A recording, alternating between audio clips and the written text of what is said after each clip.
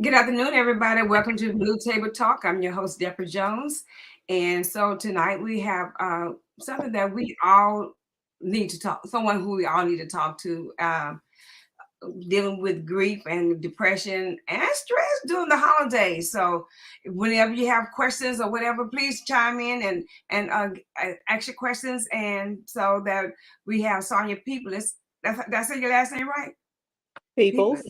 people on the podcast tonight, and so she's gonna chime in and talk to us. But before she does, let me do a little housekeeping on, guys. You know that this pandemic ain't over, so we still have to. We still a lot of us have already taken off the mask. A lot of us don't. I see a lot of people don't wash their hands, but we still need to go back and do what we need to do in order for people not to get to not connect with that pandemic with the COVID. So do what you need to do, and I'm gonna have someone on the podcast to talk to you about all the diseases and all the everything that we're still going through later on. But before we do that, let me tell you what our mission statement for Blue Table Talk. It is to enhance my listeners with the guidance and understanding about what's going on in today's society, to educate and entertain the truth in all aspects, and to nurture the beauty of each issue, whether it be through health, education, ministry, healing process, or whatever inspires them as we help the world to be a better place in our community and our nation. So that's what we're all about on Blue Table Talk. And I see that we do have some listeners on, some viewers on tonight. So I want to welcome them. Welcome Cheryl LeBlanc and Maxine Black. Go ahead and hit your share button so you know sharing is caring. So before I introduce Sonia, don't forget to, like I said, hit your share button so that we can go on with our podcast. Good afternoon, Sonia. How are you tonight? And welcome to Blue Table Talk. How are you? Good afternoon. I am good, and thanks for inviting me. Yeah, you're welcome. Sonia, you know we're dealing with, we're going to talk about depression and grief and all the other stuff that's going on with holiday holiday season. But before we do that, can you introduce yourself for us, please? Yes, my name is Sonia Peoples, and I am a licensed professional counselor. I've been in the field for about 25 years, providing counseling services to children, adolescents, adults, and families. 25 years. Oh my God. Oh my God. So your clientele must have been pretty really good. So because Yeah, they keep me busy. They do I heard keep me a lot busy. about you. When I asked you to come on, I heard a lot about you. So I'm excited. I'm excited about tonight. Um, so let's get with the first question. What is grief? Because I hear a lot of people talking about let them grieve or let them go through this, and then when they go through holiday season, they look like Yeah. you grieve more. So Yeah, yeah. Grief is the natural emotional response resulting from a significant loss, especially a death, but not just a death. It could be a loss, meaning a divorce, or the incarceration of a loved one, or loved ones who are far away and we just can't be around them. So, yeah, grief is that emotional response. And it's important to understand that everyone deals with grief differently. Some people laugh, some people cry, some people try to stay busy with work, and some people even feel numb. But it's a process that we have to go through. And if we try to avoid that process, we'll stay stuck. And so, for some people, because of that, grief can become so painful uh, that it can turn into a depression or anxiety. I can only speak for myself. When my husband passed away, it was almost 10 years now. Hmm. Um, when he passed away during the holidays, especially the first Christmas and New Year's, it was horrible. Yeah, yeah. Horrible. Even Hmm. even when my parents passed away, but it looked like my husband it was different. I guess each death or whatever is different. Yeah, it affects us differently depending on the relationship with that person. Right. Yes, And I mean, I thought I was going to just go berserk the because deep sorrow. it was deep. It was Hmm. deep. Yes. So my family tried to help me go through it and everything, and I kept telling them to push back, leave me alone, let me go through this by myself, and because I was by myself, Yeah. and so I know right now, as we speak right now, during the holidays, Christmas, and now we're getting ready to go to New Year's, there's a lot of people grieving. A lot of people. How do we deal with that? How do we deal Yeah. with these people? Can we just come up and talk to them? Can we do something about it or what? And so remember, grief is a normal process. So if we can stick to normal routines as much as possible, that would be helpful. For example, sometimes we may want to just stay in bed, but continue your routine. Get up, get dressed, eat breakfast, lunch, and dinner. Stay in contact with family and friends. Get enough sleep. You want to take time for yourself, but we don't want to isolate ourselves. You want to spend time with your supportive family members and friends. If you have to go on a short walk, get some exercise, make a to-do list, keep things simple. We want to have, reasonable expectations around the holidays because sometimes, we try to overcommit, or we Mm, have these financial worries that we're dealing with, unrealistic expectations. So we want to make sure that we are keeping things simple. right. Um, yes, even your budget. But yeah, we can listen to music or find other ways to relax. But if you have to, see your doctor, um, or schedule a session with a therapist, you want to seek help to talk about those thoughts and feelings and to work through grief. Mhm. So I know that by you going through the grief process, you can fall into depression, Hmm. right? So what are Hmm. some of the signs of depression? How do we know that that person is going through that situation? Yeah. So depression is more than just a sadness.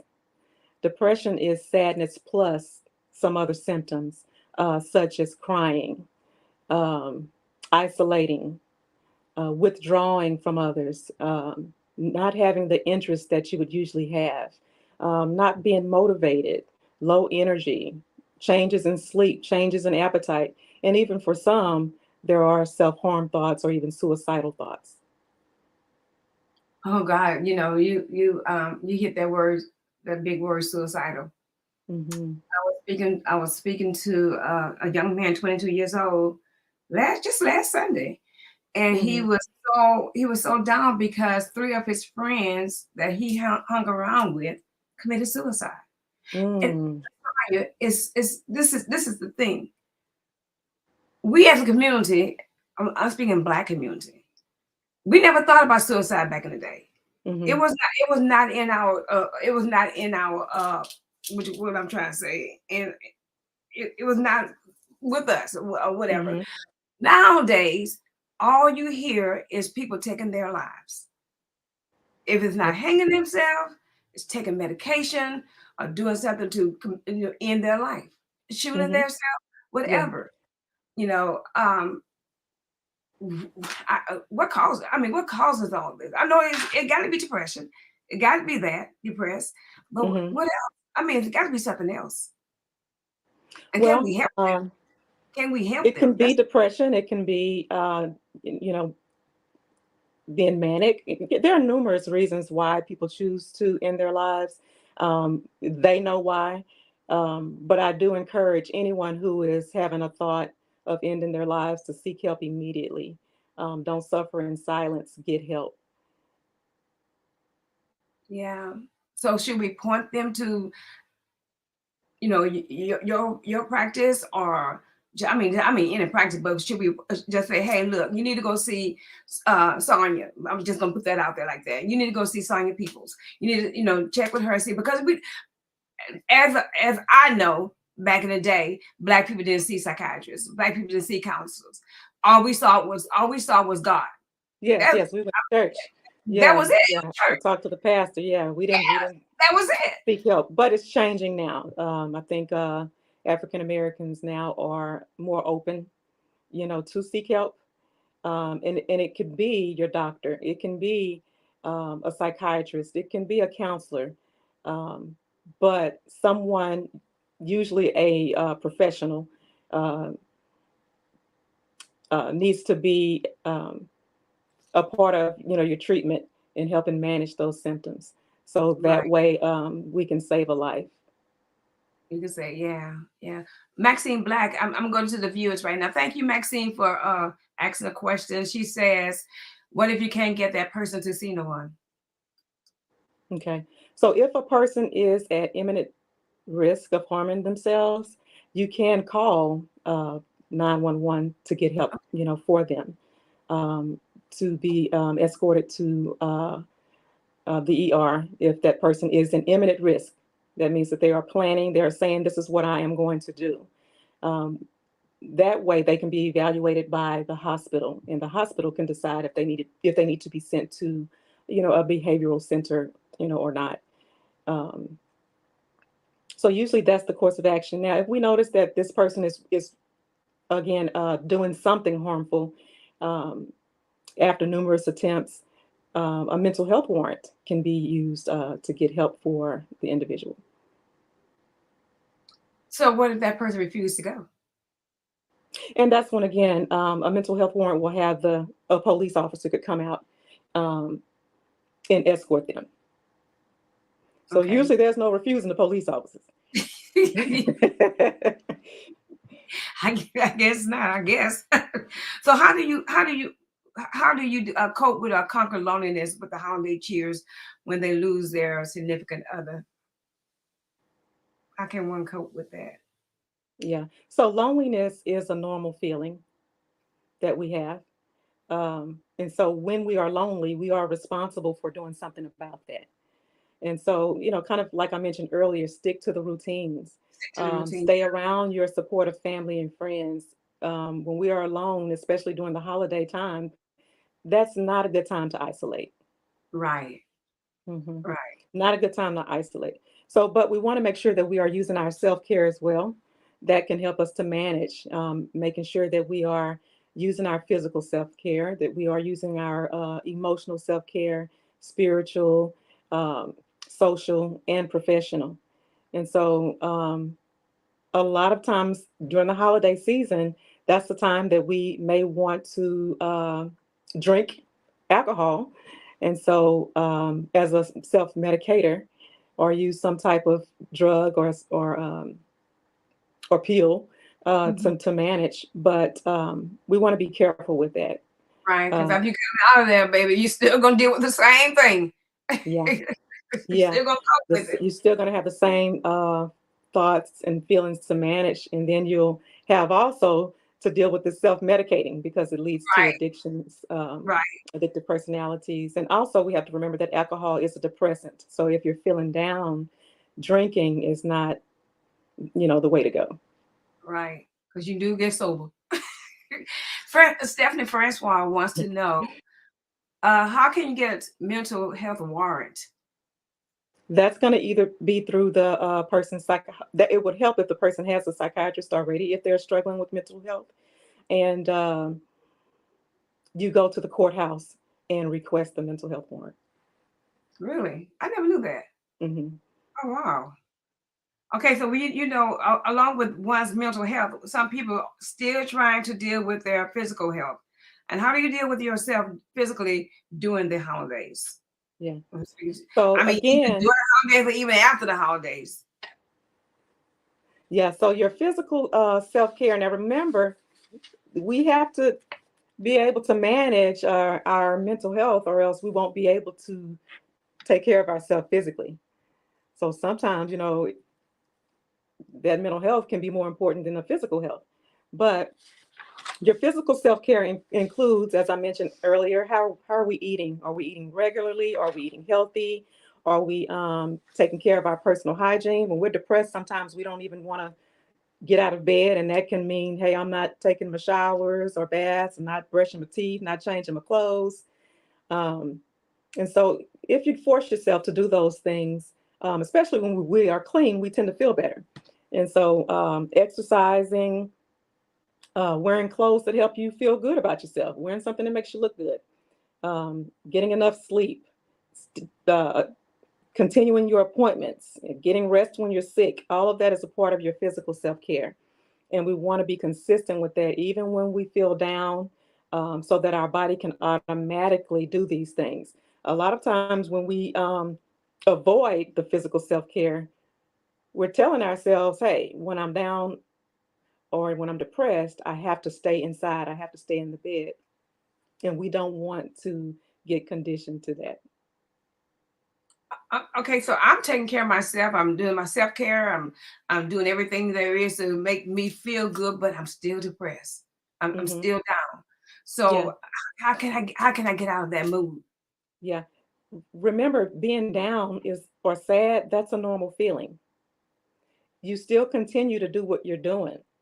Um, Again, your activities, your routine, the people that you are close to, the people that you can trust. But then you may need to do some other things like your meditation, or mindfulness activities where you stand in the here and now instead of, in the past or too far ahead, and changing the way you think. If you're thinking about negative things, you're going to feel that way. Hmm. And so we want to be able to, focus on what you are grateful for, what's going well in your life. Focus on things that are true. So that way you tend to feel better. Um, but again, that's why we call it the holiday blues, because some people do feel down during this time, and they may notice it around Thanksgiving, start kind of going down a little bit um, Right. throughout the new year. Hmm. Mhm. Right. So let me talk to my viewers for a minute, please. Okay, thank you guys for coming on tonight. And we do have Sonia Peoples on tonight. She's a licensed therapist, and she will answer any question that you throw out to her. So go ahead, and if you have a question, go ahead and put it on the web, and I will definitely give it to her so she can answer. I appreciate you guys for coming on tonight. So let's see, Elizabeth. Eliza, comedian, Positive Vibe says, "It's being down and being depressed the same thing?" Um, so depression is more than just down. It's more than just a sadness. It's going to be that sadness plus, um, the lack of interest, lack of motivation, low energy, changes in appetite, changes in sleep. It can be having suicidal thoughts or self-harm thoughts. So depression is more than feeling down. Wow. So they're not the same thing.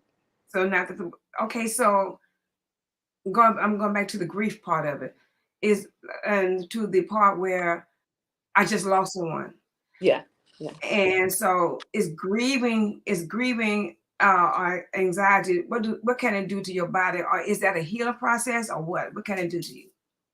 Okay. Because they So always say you have to grieve. You have to you have grieve. to grieve. Going through the process is what's healing. Right. When you go through the grieving process. So what does it do to But your body? for some people, grief can be so painful to where it can turn into a complicated grief. And so when people experience that complicated grief, it can seem like the grief never goes away. It can last for years. The loss of that loved one continues to feel unreal and unmanageable.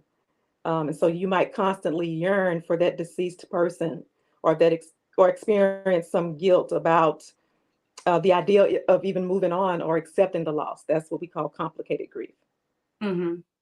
So it doesn't matter whether you lost someone. You can, like you said earlier, you can get a divorce, right? Yeah, yeah, yeah. Or you just Divorce, or let's say a friendship ends, your best friend has decided to end the relationship after a falling out. So it doesn't have right, to be a death. And I mentioned earlier, it can be the loss of someone due to incarceration, someone who's spending years or even life in prison. We right. can grieve that as well. Oh wow, man! You like you Hmm. said, it can last for years It because can last for you. like I said, I can't speak for nobody but myself, and I know that for me, as far as grieving, it was a couple of years, and then I had to get Yeah. myself together, but I did take a bath and stuff. Yeah, I yeah. did, Gotta take a bath. I did myself.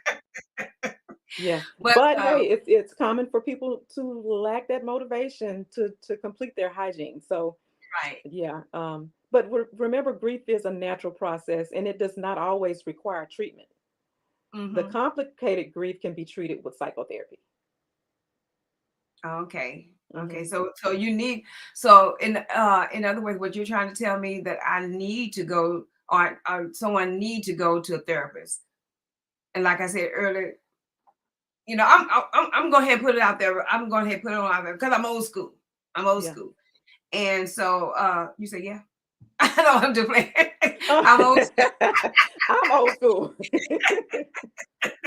I'm old school, and like I said, we trust in God. That's what we Yeah. did to grieve. But I know that you need to. I was talking with a young lady just yesterday. I think it was yesterday, different year, and she was saying it's nothing wrong with going to a therapist. There's nothing wrong, and you need to put yourself out there to get the help. Yeah, And you do. so even mentioned that she had gone to one Yeah. to get the help. Yeah. And So so the thing is that we all need someone to talk to because we all have problems. We're human. We have problems. We have feelings. And so I've done the same. Just because I've gone to school to learn, evidence-based techniques, doesn't mean that I don't have problems or I don't feel. So everyone needs someone to talk to. When people say, "Hey, I don't believe in counseling, I don't believe in therapy, it doesn't work," there are different types of things that we do in therapy. It could be just talk therapy. We know that talking and writing your thoughts and feelings out, that's healing right there. Being able to write your story, talk about your trauma, that's healing in itself. But to learn skills, it could be communication skills, social skills, problem solving skills, um, you know, whatever the case may be. If we look at it as, oh, I'm crazy, if I see a therapist, then right. um, we keep that stigma going and it tends to prevent people from getting the help that they need. Like you said, if you was to tell me that you went to a therapist, Hmm. we sometimes we will shy away from that person, say, "Oh, why she went to a Yeah. therapist? Because she couldn't do Hmm. this or that." Hmm. But like therapists are good, and I mean, some people. Why should I sit there and we think about the time when you have seen a therapist and you laying on the couch and they're saying, okay, so this is what's going on in your life. Why should you dig into my life when I already know what's going on? But I don't need you to tell me. I already know what's going on. Hmm. So why should I contact you? Hmm. So you might know what's going on, but you might not understand the impact that it's had on your life and how to manage the symptoms that you're dealing with because of that past trauma. So that's a benefit too. And I think going back to what you said, we can choose therapy and God. I think God puts people in our lives for a reason. If you had diabetes and the doctor said, "Hey, you take this insulin or you die," I think that I would take the insulin.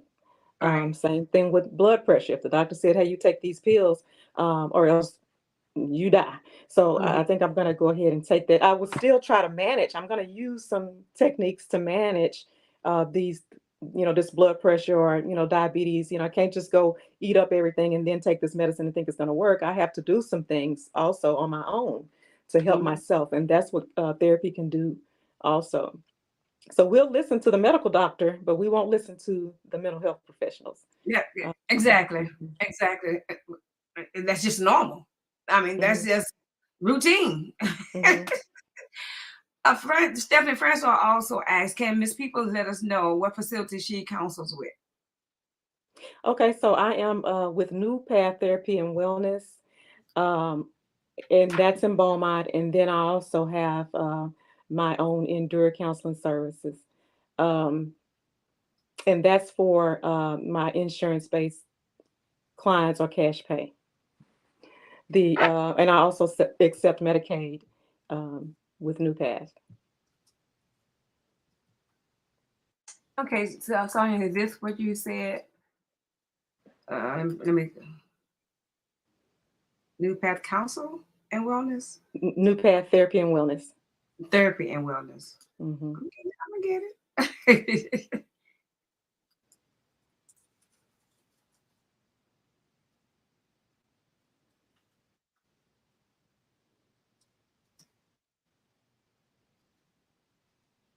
course, I probably didn't spell therapy right. T-H-E-R. APY. T-H-E-R. P-H-Y. Mm-hmm. Okay. I did spell it right. APY.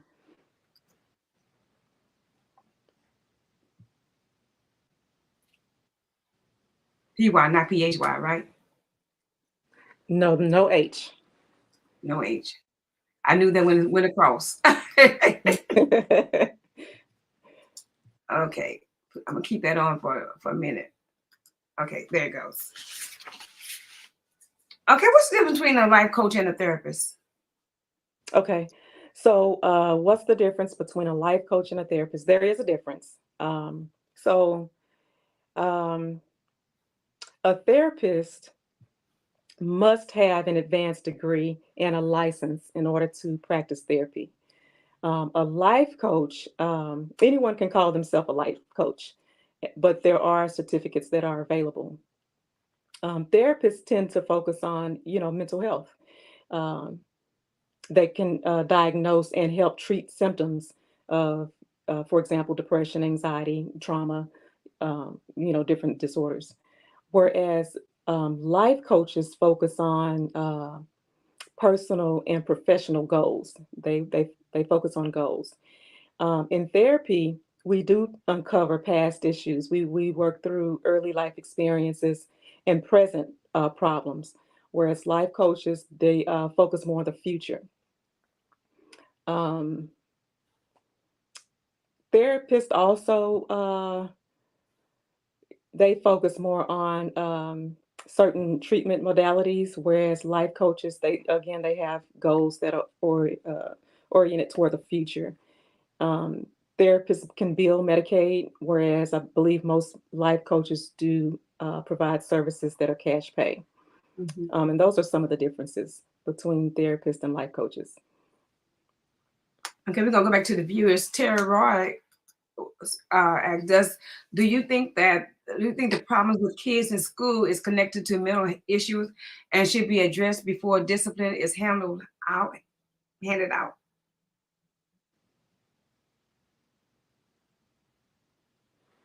Before discipline is what? I'm sorry.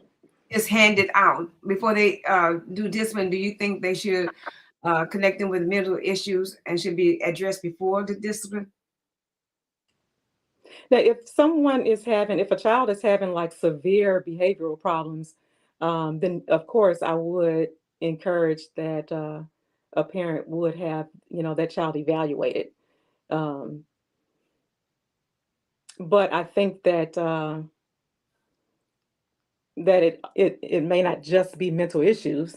Um, if a kid is having behavioral problems, it could be a lot of things. Um, but we would have to do an assessment or an evaluation to determine, what is recommended for that Right, individual. Yeah. right. It could be parenting, it could be the environment, it could be a lot of things that cause behavioral problems. I know before we came on, I told you I was a retired educator. And Mhm. so I had of course, we, like you said, we go through everything in the Mhm. classroom. And it was one year I had a student, he screamed from the time he walked in to 3 o'clock. Yeah. And so, I had to just have that child removed. If I called the parent to talk to the parent and ask to come talk to your child, whatever, the parent would say, "That's your job. Ooh. Mhm. I'm on the Yeah. school now. It's on you now."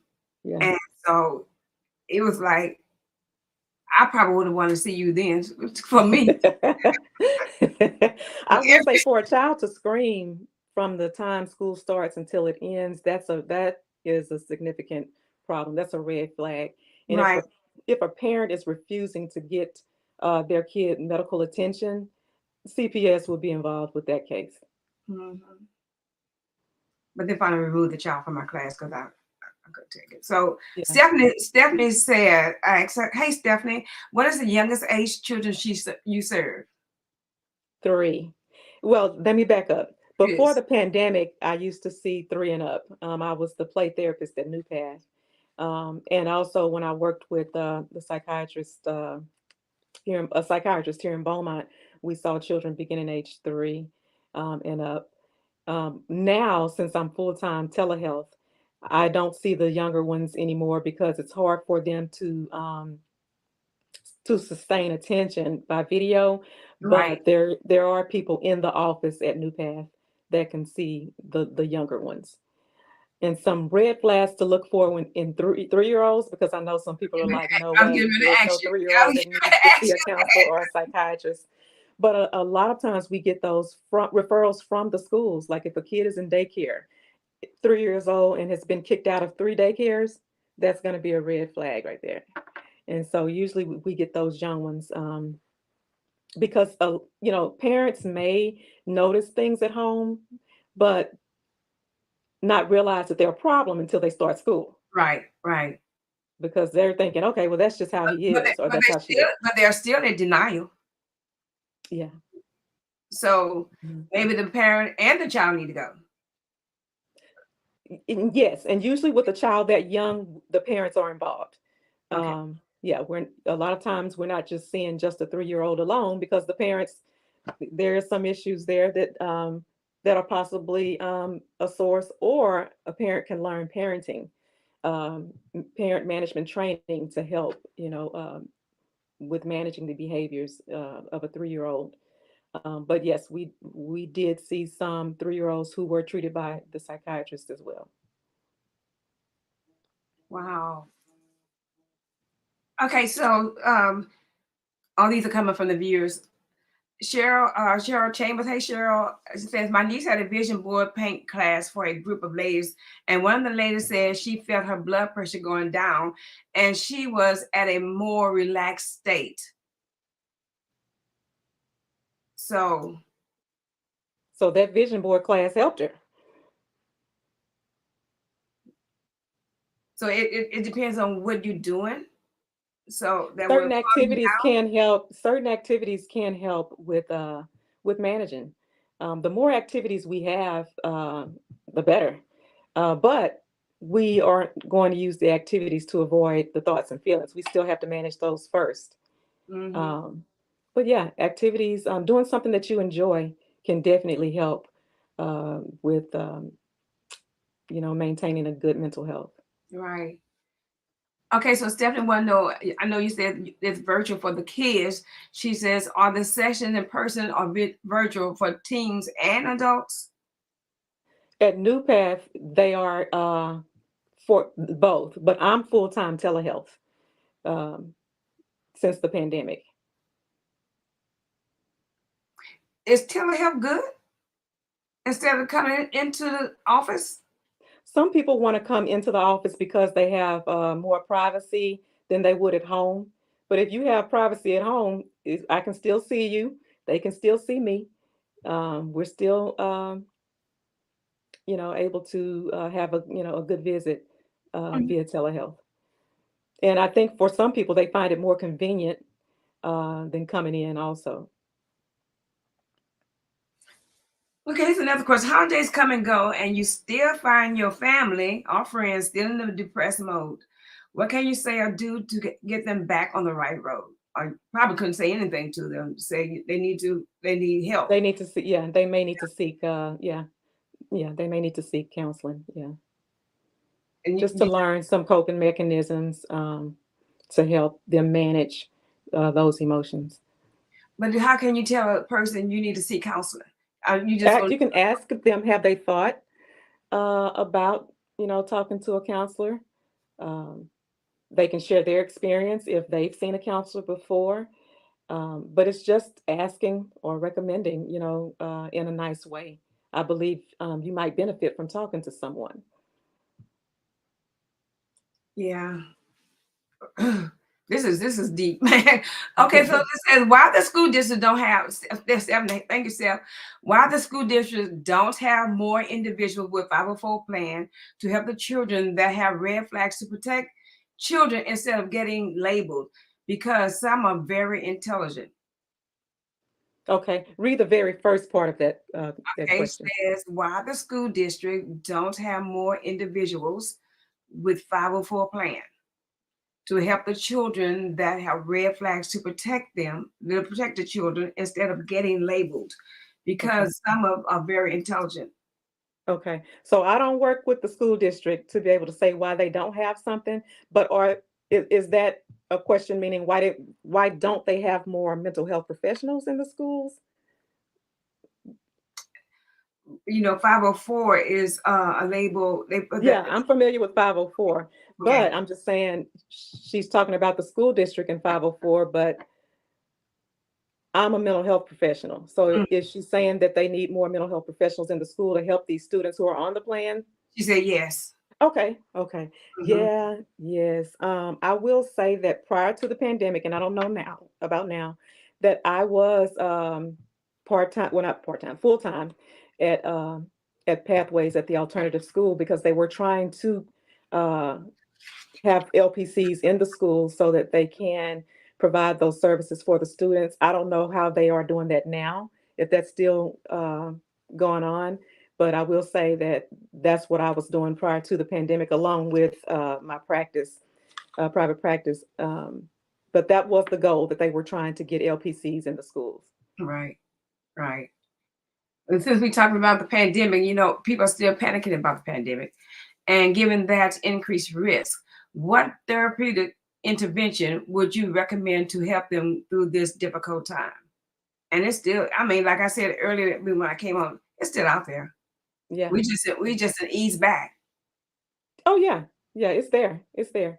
It's still So usually with anxiety and depression, I tend to use more of a cognitive behavioral approach, and that's CBT.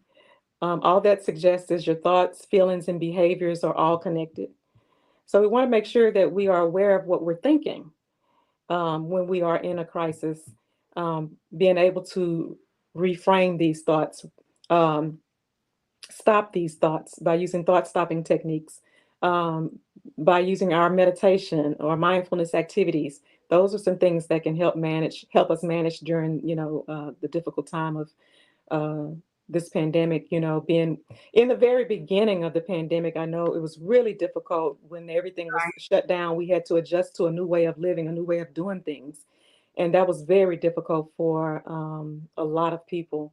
And as a matter of fact, we were so busy, we had to turn people away or refer them to other places, because of that. People really did try to seek help during Mm. those times. Suicide, rates increased, anxiety and depression increased in children as well.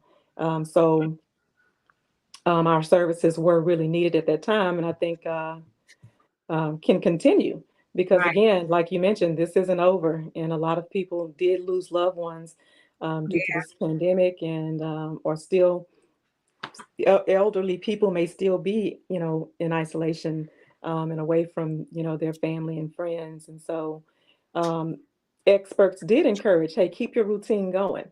Exercise in your house. I remember seeing one lady was running, running inside of her house, making sure that she was keeping in contact, or that we were keeping in contact with friends and family who were far away. We started doing more video chats or FaceTiming each Mhm. other just to keep in contact with one another. But we have to have, again, what we think about needs to change, and also relaxation. When we're breathing, breathing signals your brain to relax.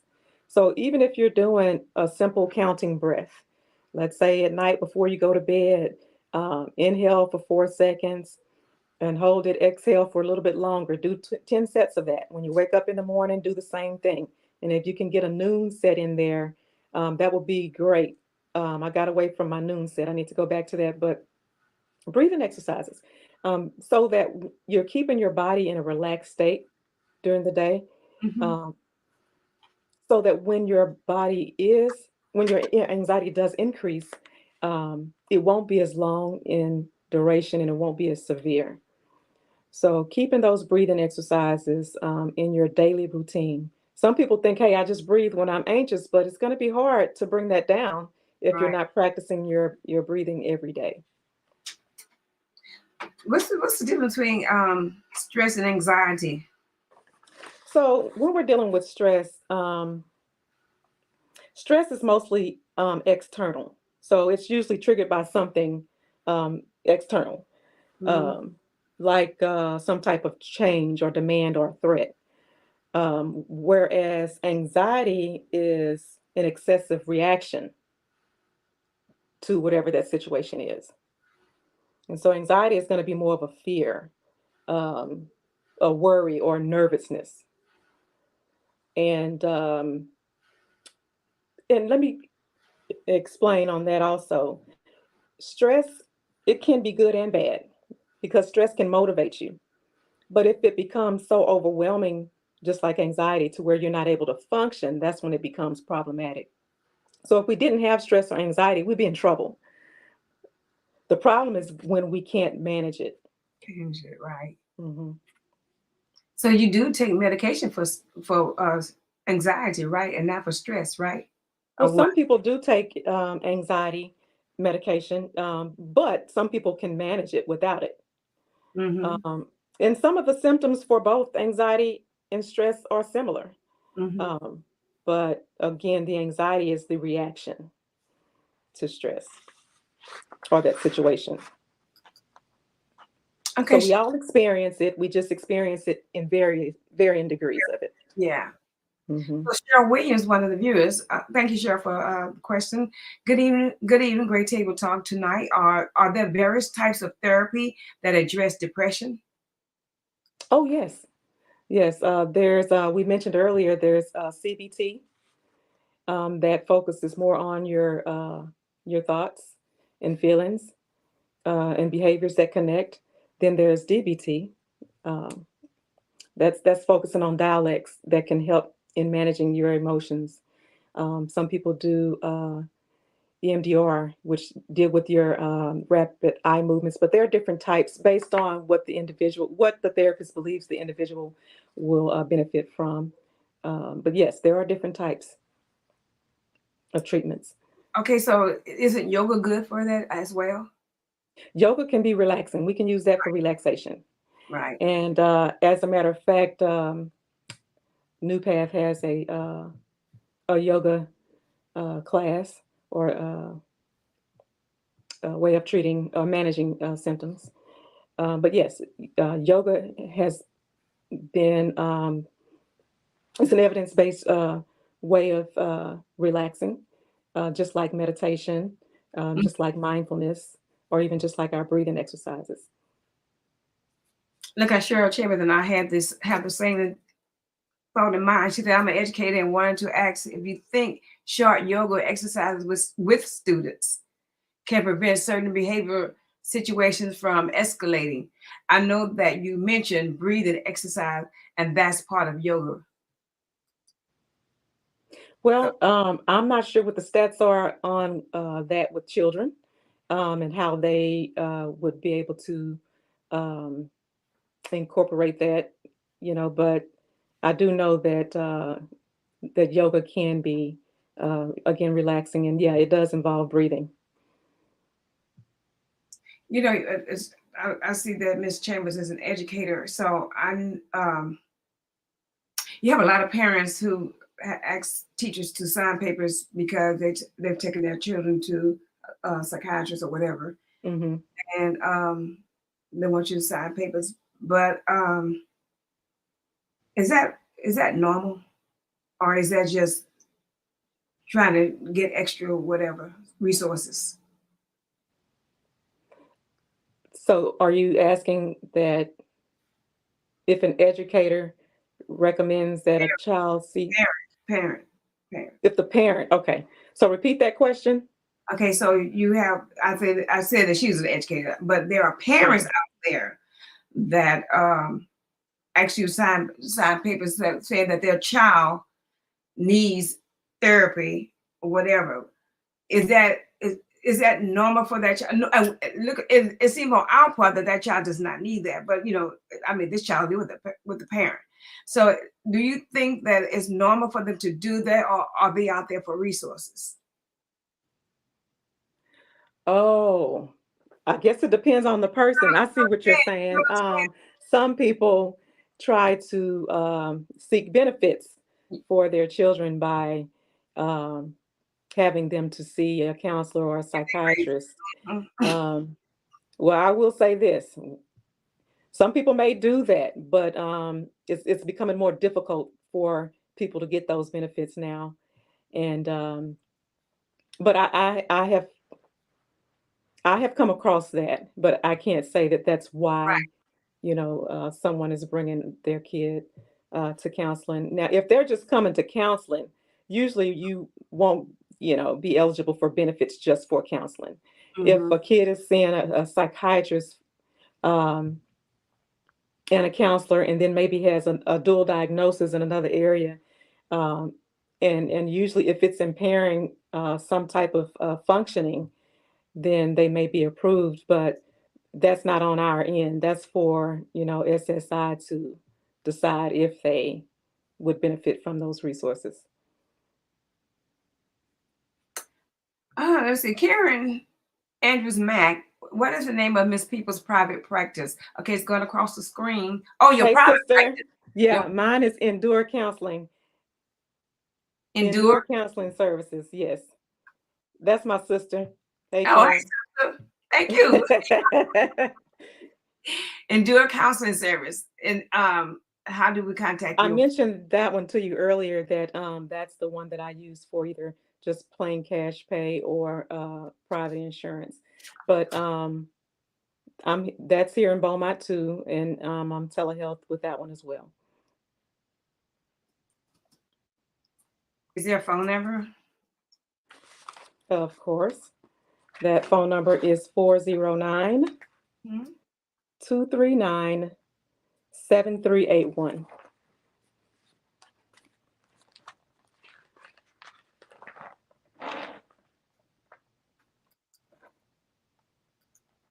Is it what you said? Endure Counseling Service? Yes. And I can't see on the screen. I forgot my glasses. Oh, But okay. yes, Endure. Yeah, I'm counseling glad you're reading the questions because I cannot see. service. Okay, the 409-239-7381. Correct? Yes, that's Okay, correct. great. Thank you, Karen. Yes, Karen. Okay, Cheryl Williams also wants to know. Let me see if I can get Karen off first. Cheryl Williams said, we hear a lot about the tripledemic of the flu, COVID, and RSV. I believe we have a tripledemic of depression for loss, just living, Mm. and trauma. How are some ways we can deal with these issues on our own? Are there support groups that are available to help where counseling may be unavailable? Yes, I do encourage support groups. Um, I will say though, since the pandemic, um, a lot of the support groups have been difficult to find, and a lot of them have gone to telehealth as well, and where they include people from different areas, different cities. But I would always encourage support groups, and I used to do groups as well. They're very, beneficial. They put people together who have experienced, some similar things, but can share, their different experiences in related to that topic. So let's say if it's grief, Mhm. everyone's experience is different, but it's still grief. Or if it's abuse, everyone's experience is different, but it's still related to abuse. But yes, I do believe that groups, self-help groups, are beneficial, and sometimes along with individual, that can be, more helpful. Could someone just start a group and say, we're here for you if you think about doing harm to yourself or whatever, call us or whatever, I'll join. Now there are trained people for that. You have to have, Anyone couldn't just start that one.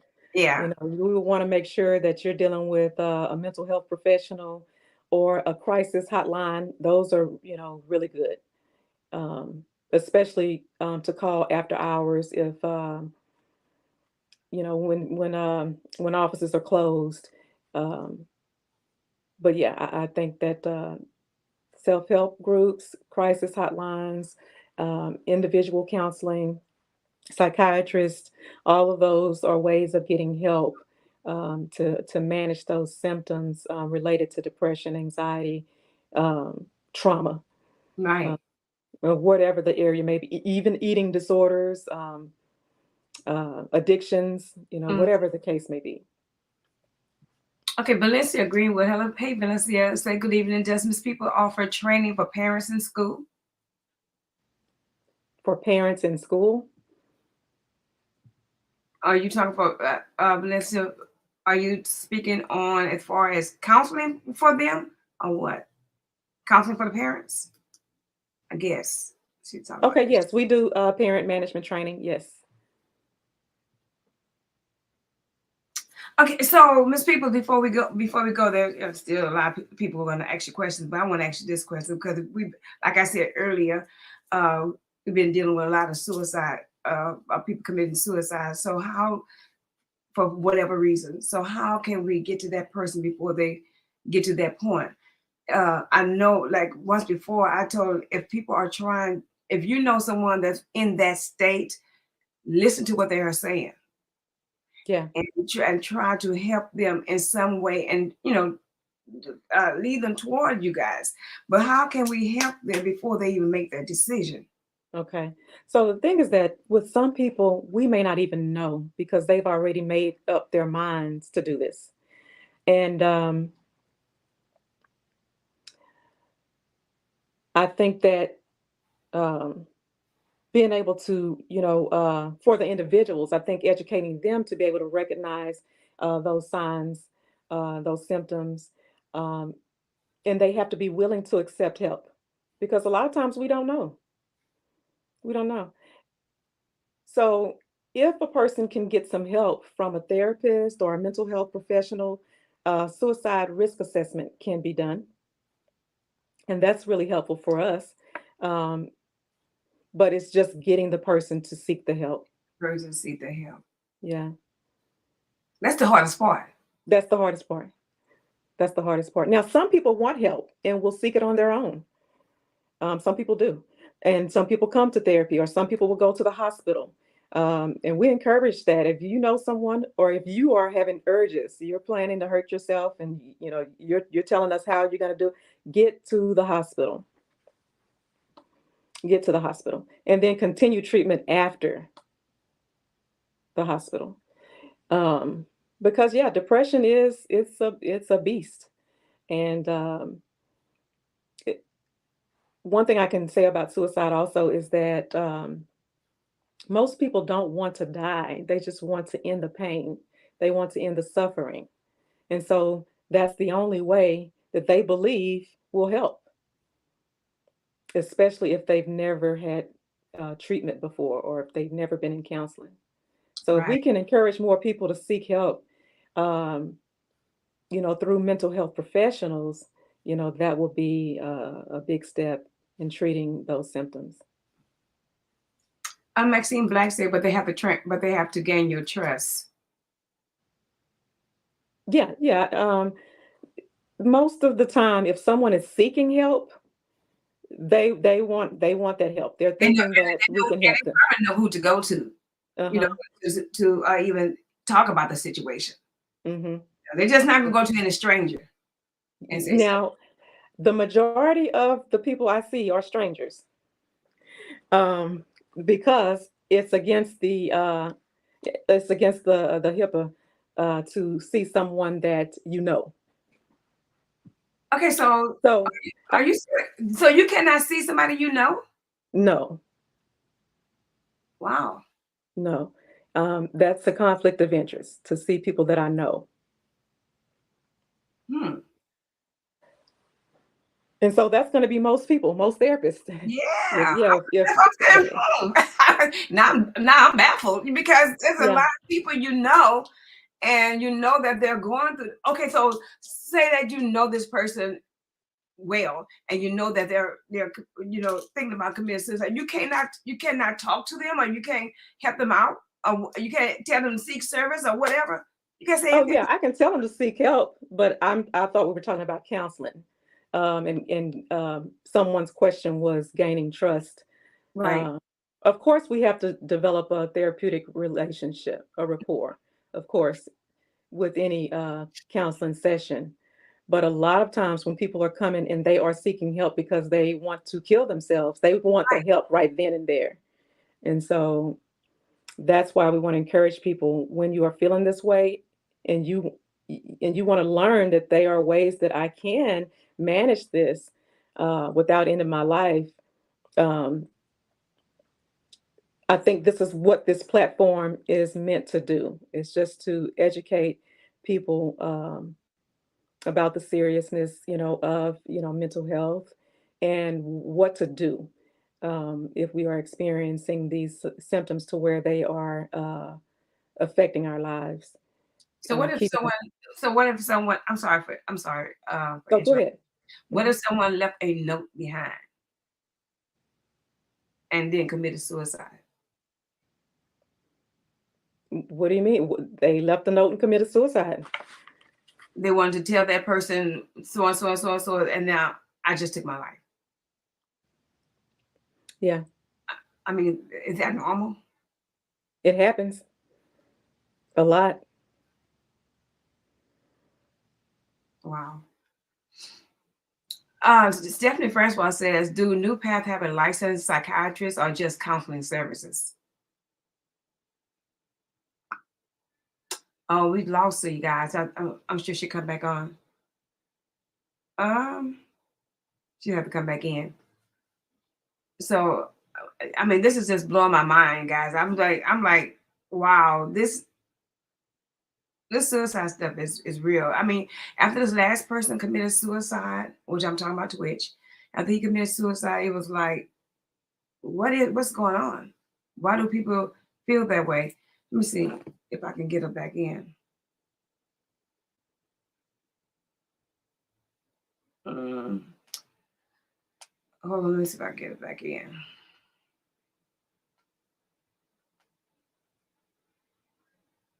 Mm, Bear with me, guys. I think she's trying to get back in because my screen keeps moving.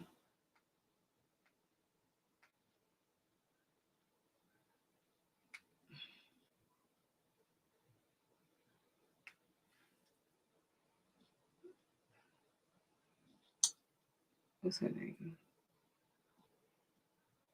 Sonia. She have a couple more minutes.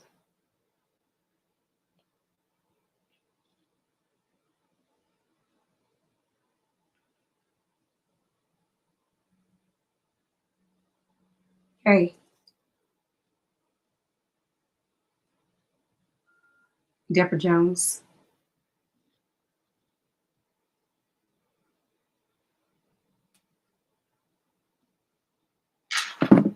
So let's see. Let's see.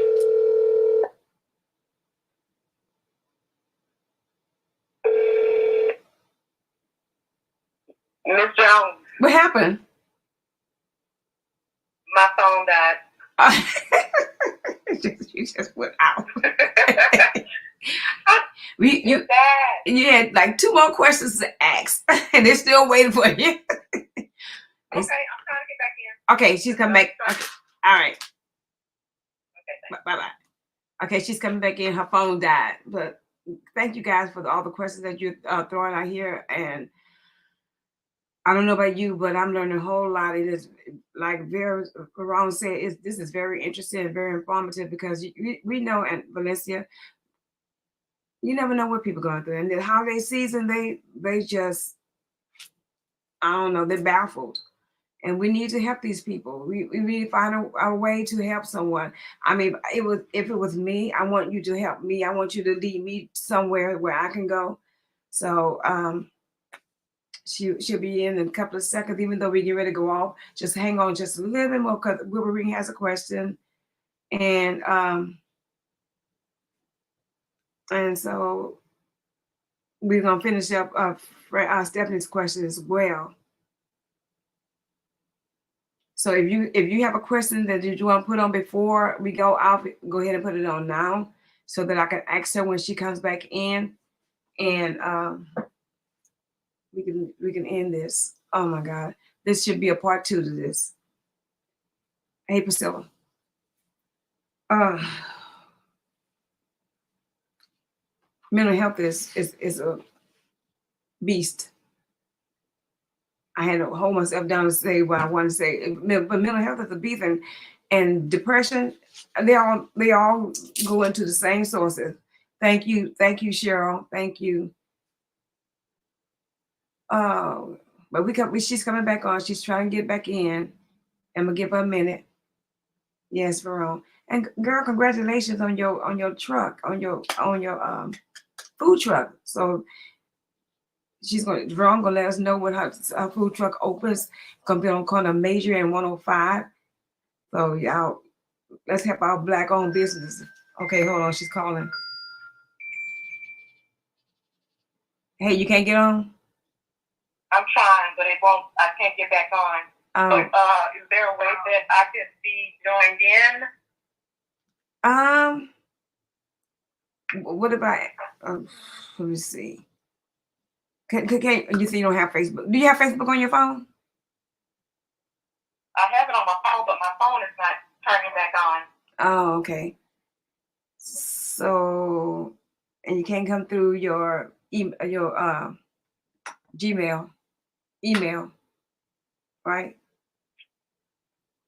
Because I would have to get on Facebook, and I don't have Facebook on my right on my laptop. On your laptop. Okay. Okay, so we're gonna have to have a part 2, huh? They asking for a part. They're asking for a part 2. I wish they could hear me, but I guess it doesn't work that way. Right? No, it doesn't. I'm trying to. I don't know why my phone is not cutting on at all.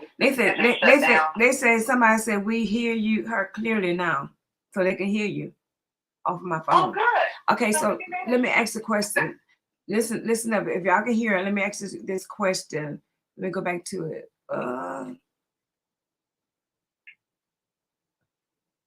Okay, we did. Oh, she said, do New Path have a licensed psychiatrist or just counseling service? Yes, we do now have a psychiatrist and a psychologist. Oh.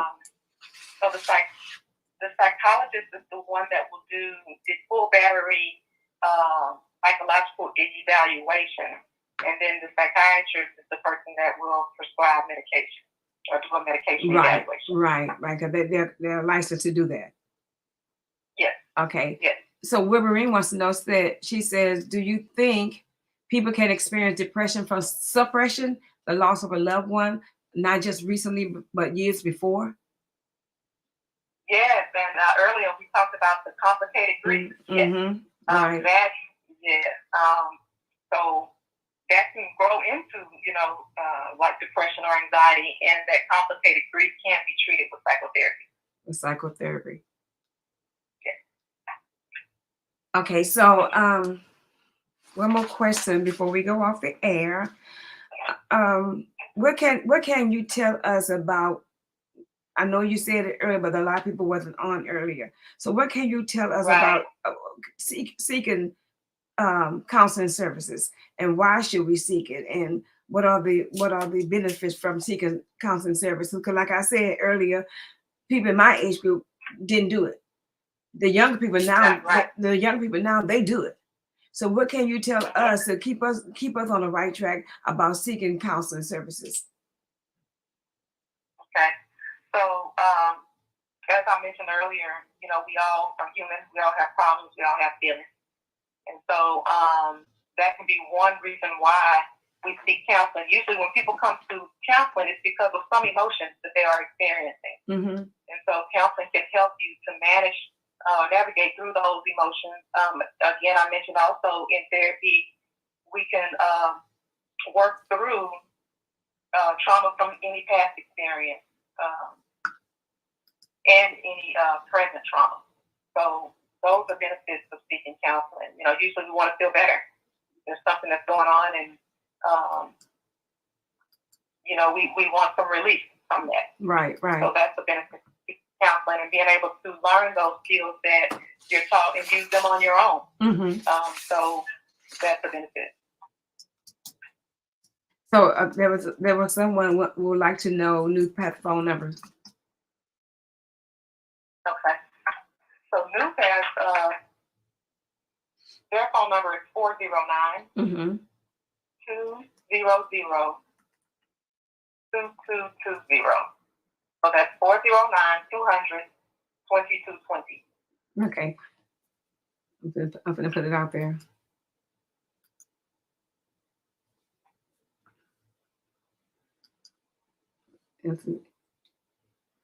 So this will end Blue Table Talk, and Stephanie, I really appreciate you. But I mean, I'm sorry, Stephanie, Sonia, I'm sorry, appreciate you, and we're gonna have to do a part 2 if it's okay with you, because there are a lot of people that, huh?